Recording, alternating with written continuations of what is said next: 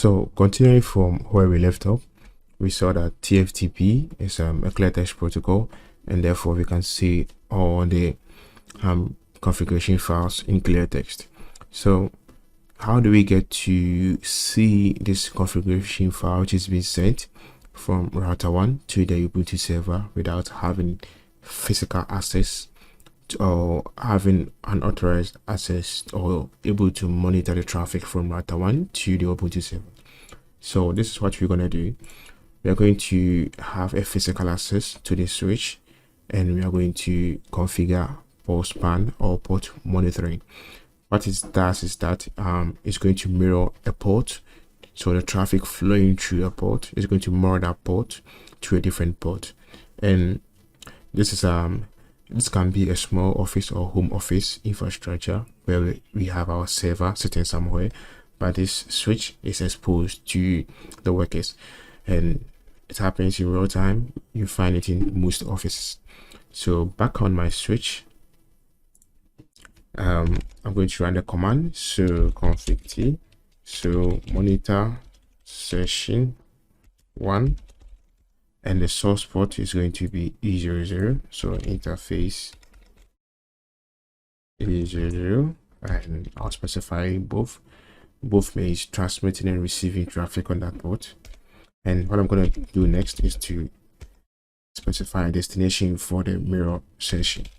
So destination interface, and this time around the interface is 0/2. The moment I run this config, the switch is going to shut down. I don't know why, but it's going to shut down, but that wouldn't stop us from demonstrating. I'll definitely show you on Packet Tracer in a simulated environment for you to see. So okay, so the switch will shut down in a moment. I don't know why. If it doesn't, I'll continue from here. If it does, I'll go to Packet Tracer. So as you can see, the switch is down. So head on to Packet Tracer. I have the same configurations. So okay, so IP DHCP bindings. Okay, so how this, okay, show run shows me the same configuration on this switch on this router. So back on my Ubuntu server, let me test for connectivity with the switch. So I already tried a few. So ping 192.168.20.1, and as you can see, it can communicate, and therefore we can do FTP. But before we do that, this is the switch in GNS3 which shut down over here. So in this time around, we are in Packet Tracer, and we will be able to configure the switch. So I already have configurations on it. So show run shows me the same configuration, which is monitor session as I did on the switch. Okay, so monitor session 1, the source is fast Ethernet 04, which is pointing to our server room, and the monitored destination is 02, which happen to be our Kali network. So back on the switch, the router, I'm going to copy the running config. So first I'll do a try. So copy startup config tftp, and the host for the tftp, let me check the IP address. So the server, so IP config shows me is 20.2. So 192.168.20.2, and I'll name it as first config, and it has been copied. Sorry. So let's check from our TFTP server. So services TFTP, and as you can see, that's the first config over there. It has been saved.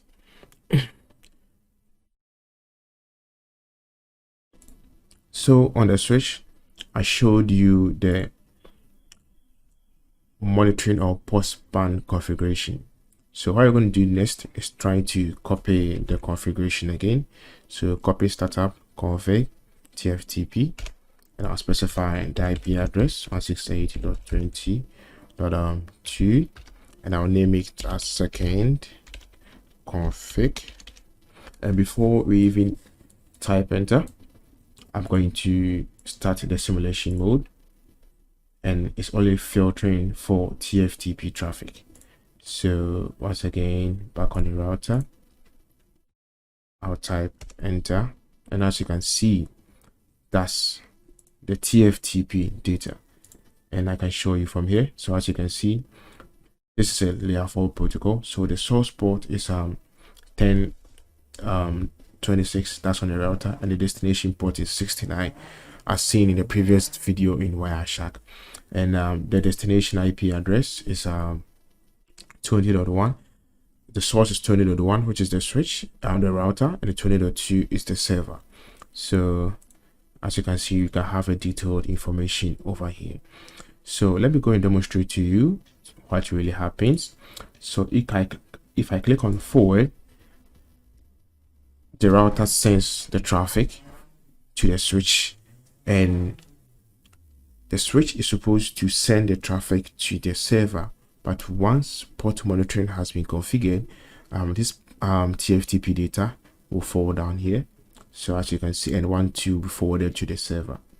So as you can see, we have a receiving TFTP data over here, and I can show you. So it's an inbound PDU, and as you can see, all the information here. The source IP address is 20.1, which is the router, and the destination IP address is the server, and yet it's been received here. And as you can see, it's a TFTP data, just like similar to this one, very similar to this one. So that's the running configuration being sent as a TFTP data. Okay, so it's being sent, and currently it's on switch 2, so we forward it to the TFTP server and back again. So that's it. That's a reply from the server to the router to acknowledge the TFTP request. And as you can see, once again, it's over here. So back on our router, we can see that the simulation has ended, and when I click, we should get a confirmation the router has been saved. Okay, so in real time. So as you can see, the data has been saved. So back on our server, we should have the second configuration, and that's it. So this is very raw, and this is a topology that exists in small home offices. And be careful how you keep servers exposed, because switches exposed, because once somebody has access to your switch, he or she can do port monitoring to monitor your traffic. So in my next video, I'm going to show you a very simple step on how to secure your switches to prevent port monitoring in an authorized way. Port monitoring is a very good practice. It enables you to monitor ports or traffic on different ports, but only when it's authorized to the person who has access to the switch. Nevertheless, not to any unauthorized person. So thank you for watching this video, and I'll see you in my next video.